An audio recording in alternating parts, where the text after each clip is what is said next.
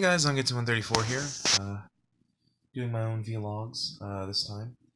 So, I know it's been a while since I've done, series, vlogs doing episodes for every episode for a season. That's mainly in part due to, as I've mentioned in some other videos, both here and on, Remember the Hyphen, link in the description, um, that I had some family matters that have been making it hard for me to record. Basically, I don't have any free time or alone time to record videos. But well, a certain show came back on the air. Uh, he's not right next to me, but I do have something without messing up. Yeah, a certain show came out. Yeah, that's right. My Hero Academia. I know this is Bakugo. I have Midoriya. He was closer. And to be fair, as an aside, these McFarlane ones aren't bad. They're definitely nicely detailed. Like for instance, if you noticed on his chest, those two dots. That's actually a. I not a lot of people probably know this because they don't read the tankobon, but those dots on Bakugo's shirt is actually a signature of the designer Best Jeanist. In fact, there are several characters in Class 1A whose suits were designed by Best Jeanist, and you can tell by those two dots. Um, so yeah, My Hero Academia has finally started its new season. Season 4 has finally started to air. The last episode I think aired in like October actually of last year. They basically moved it from being a spring to a fall anime. I think part of the reason was because the voice act, like a few of the voice actors for this, specifically Izuku, um, Aizawa, and Bakugo's voice actors were doing voice acting in JoJo's Bizarre Adventure of Entei Rio, and I think partially due to time constraints getting the voice actors to record all that, as well as um, not wanting it to compete with JoJo, they moved it to the fall. So it's now a fall anime, which has meant that it's been like a year since My Heroes came out. In fact, I pretty much have read all of the manga chapters that are going to be in this season and a little bit beyond it. So I'm pretty caught up where the manga is. So much like season 3, I've read everything up that is in this season, so I have a pretty good idea of what's coming, which doesn't really matter for this episode, since the first episode of season 4 is once again mainly a clip show slash filler, much like the episode where Class 1A is at the pool. Although I think this one's a lot better than that one. Yeah, let me get a second. Got some Kool-Aid to keep myself from going hoarse while I do this. So, this episode's plot mainly consists around a reporter getting permission to do basically what he says is a puff piece on the students of Class 1A in their living quarters, when in reality, he's actually there to try and find All Might's successor, as he's pretty much narrowed it down to someone in Class 1A, or so he says. We later find out that he knows that Midoriya is All Might's successor, as I'm not entirely sure how. The dude just simply knows, but there's a little bit more into why he's here. Um, and much like the first episode of season 3, this episode is mainly just a filler episode that is there to kind of show you, like, give you a description of everyone's quirk, as well as giving like a slight look into their personality. Although there's some weird stuff, like for instance, they show Tokoyami using Dark Shadow to not have to stand in line to get his food at the cafeteria, which is weird to me, but I just don't see that in Tokoyami's character. And just like I said, little things like that. It's not very. interesting of an episode at that point. Yeah, like I said, the first third is basically much like season three, just a summary of their quirks and stuff, and then we get into the main part of the piece where we have um, Izuku talking with the reporter, which was interesting just because the reporter is actually a big fan of All Might. In fact, he says anyone in my generation that says All Might isn't their favorite hero is a liar. He talks about how about 18 years ago there was a factory accident that almost killed 25 people, but All Might saved them. One of which was the reporter's dad, who's, as an aside, the voice actor for the reporter sounded very familiar to me.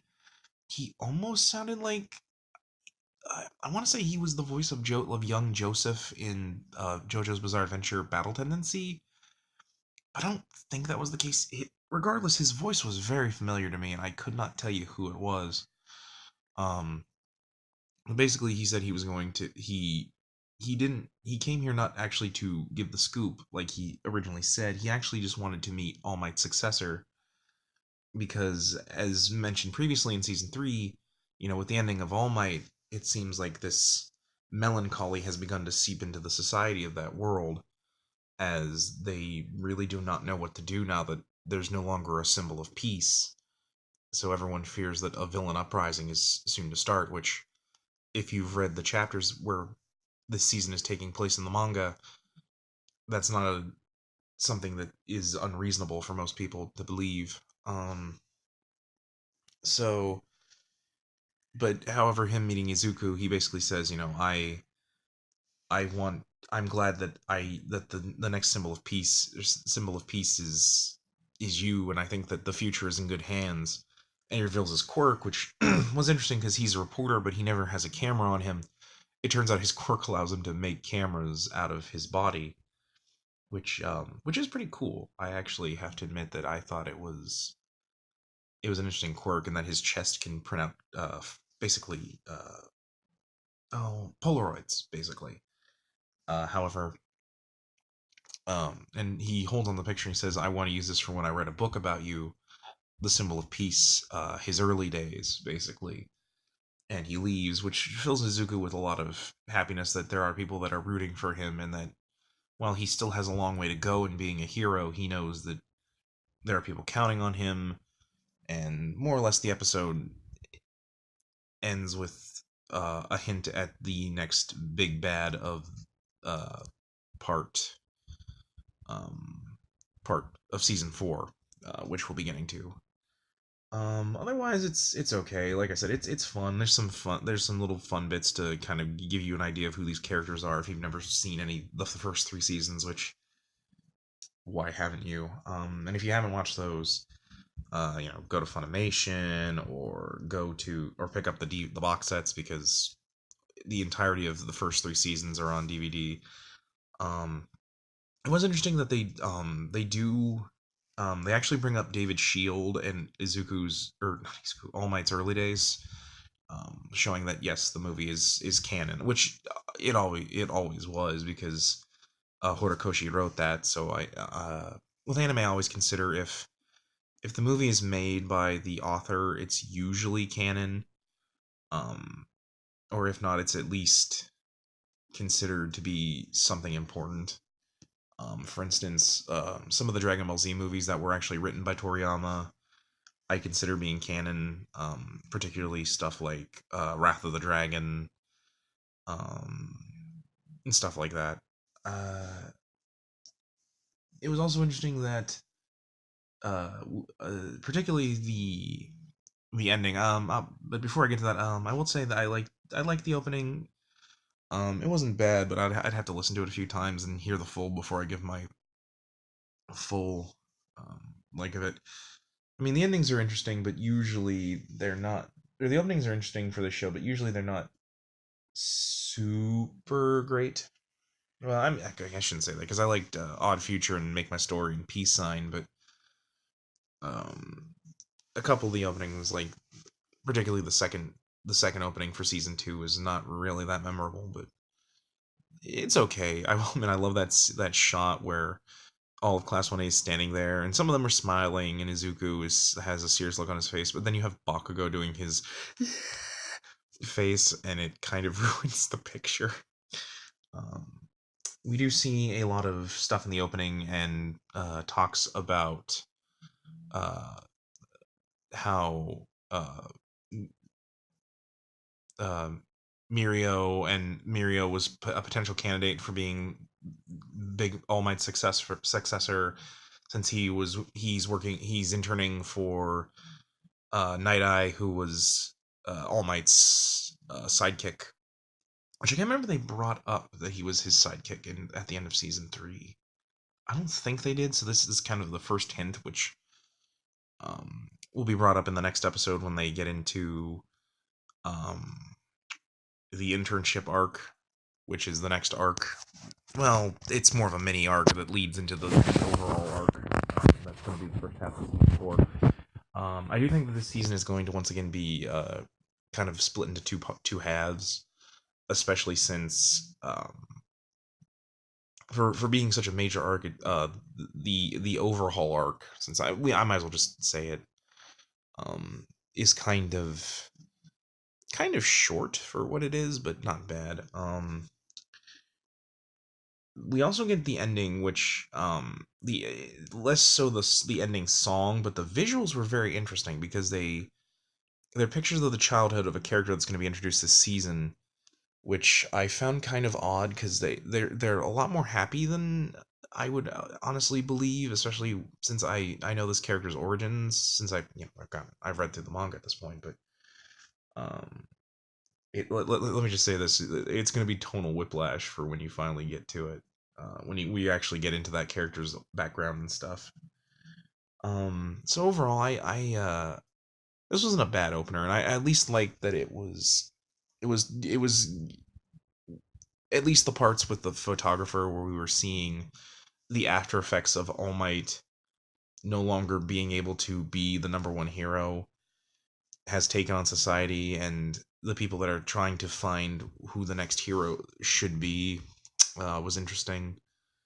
Um, and overall, it's not a bad like filler episode that kind of a decent jumping on point for new viewers.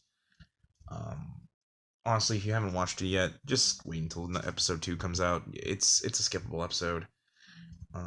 It is kind of a shame that like every single one of these new seasons has to have one of these jumping on things. Especially because I feel like this season could have easily just went into into season into the stuff with the manga, because there's really not that much of a difference from the last episode of season 3 to this episode, especially since that episode ended with the introduction of Mirio and showing how he gained so much strength from training from Night Eye and his internship, which is pretty much the gist of why certain characters from Class 1A get internships in this season. But it wasn't bad. At least was a good way to give us an introduction to the characters and the atmosphere of this season, with a bit of melancholy and some semblance of cheerfulness. It also was weird that like the photographer's quirk explanations were kind of off. Like Tokoyami's quirk being he can control Dark Shadow, which is not his quirk. His quirk is Dark Shadow, especially since in darkness he loses Dark Shadow gets stronger and he loses control. I mean, he's gotten better at it, but that was just weird. And that Minetta's quirk lets him stick to things. That's not at all his quirk. His quirk is that he generates these balls on his head that can stick to anything, and depending on his feeling, they can stick all day. But that was more. There's some odd wordings, and that might have just been the subtitles I was reading, uh, since this was like Funimation's for like because the fact that Funimation simulcast these, so sometimes there's spelling errors and weird translations that will get fixed when it gets put on DVD. Um, but overall, I I, I thought it was okay. Um, I hate that I have to wait until this Saturday to actually get for us to get into the actual story, but overall it wasn't bad, and I liked I will admit, if nothing else, I love the cute little scene where a dude legitimately gave like uh All Might like enough meat buns to feed the entire class, as well as an umbrella because he knew it was going to rain. That was pretty cute.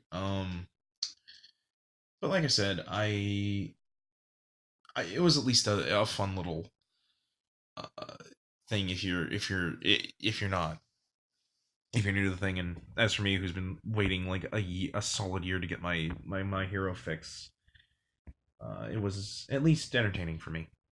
But I think that's gonna wrap it up for this one. Um, it's good to be back, getting back into doing the episode vlogs. I'm sorry if I'm a little rusty. I'm not used to doing. I'm kind of not used to doing this again by myself.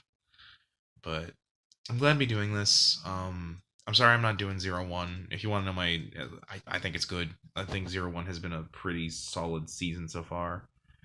I'm looking forward to 0-1 overall. I never really finished X of Zio. I kind of got really behind on that. I'll need to catch up with it sometime, but that's probably going to be it for that. But anyway, guys, that's my review of My Hero Academia Season 4, Episode 1. Tune back in next week when we finally get to see Episode 2.